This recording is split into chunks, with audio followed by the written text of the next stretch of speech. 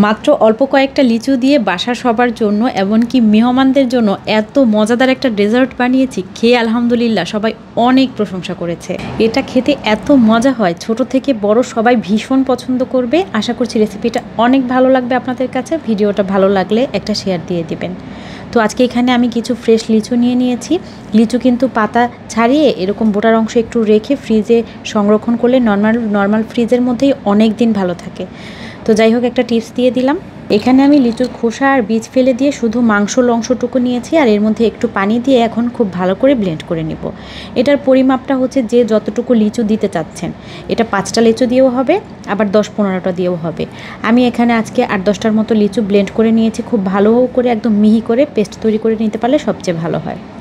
পেস্টটা তৈরি করে রেখে এখানে আমি আরও কয়েকটা লিচু ছোট ছোট পিসেস করে কেটে নিলাম। এখানেও লিচুটা নিজের ইচ্ছে মতো নেওয়া যাবে। ইচ্ছে করলে 2টা লিচু নেওয়া যাবে, আবার ইচ্ছে করলে 10-12টাও নেওয়া যাবে।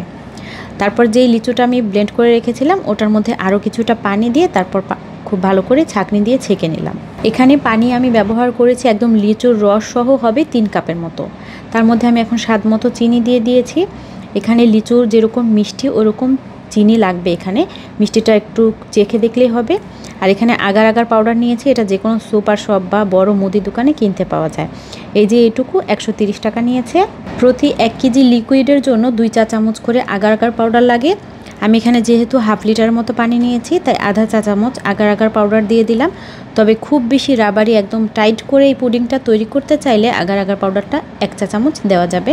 তো অত হার্ড আমার কাছে খেতে ভালো লাগে না, আমার কাছে পুডিংটা একটু সফট হলেই খেতে ভালো লাগে।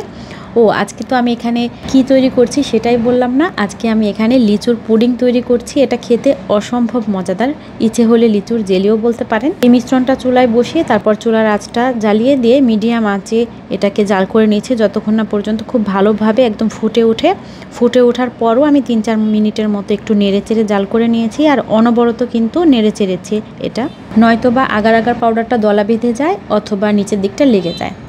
তারপর এটা একটা সমান সারফেসের পাত্রের মধ্যে ঢেলে দিতে হবে, যে যেরকম পাত্র পছন্দ করেন। তো আর তার মধ্যে যে কুচি কুচি করে আমি ছোট ছোট লিচু কেটে রেখেছিলাম ওগুলো দিয়ে দিলাম। আর হাতের কাছে আনার ছিল সেজন্য সামান্য একটু আনারও দিয়ে দিলাম, দেখতে হয়তো বা ভালো লাগবে। আনার দাঁতের নিচে পড়লে যদি ভালো না লাগে তাহলে আনারটা দেওয়ার কোনোই প্রয়োজন নেই। এখন এই গরম মিশ্রণটা ঠান্ডা হয়ে যাওয়া পর্যন্ত অপেক্ষা করছি। ঠান্ডা হয়ে যাওয়ার পরে এটা নর্মাল ফ্রিজে 1-1.5 ঘন্টার মতো রেখেই সার্ভ করা যাবে। আর এটা ঠান্ডা ঠান্ডা খেতে এত টেস্টি হয়, অসম্ভব ভালো লাগে। এখন এটা আমি ফ্রিজে রেখে ঠান্ডা করে নিয়েছি।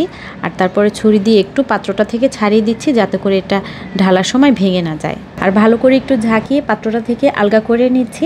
দেখতেই পাচ্ছেন অনেক সুন্দরভাবে পুডিংটা একদম সেট হয়ে গিয়েছে। খুবই মজাদার এই পুডিংটা খেতে। বাচ্চাদেরকে তৈরি করে দিলে তো বাচ্চারা খুবই খুশি হবে, আর বড়দের কাছেও খেতে ভালো লাগবে। পুডিংয়ে চিনির পরিমাপটা আমার বলে দেওয়া হয় নাই। আমি আজকে এখানে প্রায় 4 টেবিল চামচের মতো চিনি হবে ব্যবহার করেছি। চিনিটা একটু চেখে দেখে যার যার টেস্ট অনুযায়ী দিয়ে নিতে হবে। পুডিংটা ভিডিওতে দেখতে যতটা ভালো লাগছে তার চাইতে বাস্তবে আরও অনেক বেশি সুন্দর হয়েছে। আমি তো শুধু দেখছিলামই। এখন একটু আপনাদের কেটে ভিতরের দিকটাও দেখিয়ে দিচ্ছি। আমি এই পুডিংটা একটু সফট খেতে খুব বেশি পছন্দ করি। অনেক বেশি টাইট হয়ে গেলে আমার কাছে খেতে টেস্টি লাগে না। আশা করছি মজাদার এই লিচুর পুডিংয়ের রেসিপিটা আপনাদের কাছে ভালো লেগেছে। ভিডিও ভালো লাগলে লাইক, কমেন্ট, শেয়ারের পাশাপাশি আমার পেজটা ফলো দিয়ে দিবেন। ইউটিউব থেকে দেখলে চ্যানেলটা সাবস্ক্রাইব করে দিবেন। এতক্ষণ ভিডিও দেখার জন্য অনেক ধন্যবাদ। দেখা হবে ইনশাআল্লাহ পরবর্তী ভিডিওতে অন্য কোনো আয়োজন নিয়ে। সে পর্যন্ত ভালো থাকবেন সবাই। আসসালামু আলাইকুম।